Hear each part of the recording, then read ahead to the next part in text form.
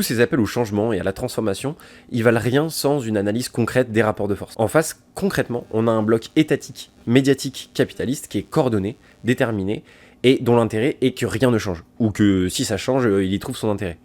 Et cette réalité, elle justifie pourquoi réformer de l'intérieur est quasiment impossible. On va faire une petite expérience de pensée. Imaginez que par une magie incroyable, qu'on ait un gouvernement qui soit élu démocratiquement, sur la base d'un programme, blablabla, et admettons, même si ça n'arrive jamais, qu'il soit déterminé à appliquer ce qu'il a promis.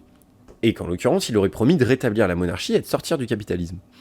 Ce gouvernement se ferait instantanément étrangler.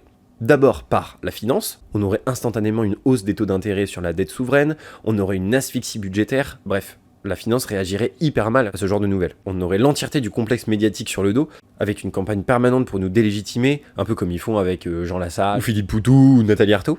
Macron va certainement la gagner, compte tenu de tous les appuis qu'il a. Il a Patrick Drahi, que vous connaissez bien. Il a Bernard Arnault, le Parisien, les Échos, Xavier Niel.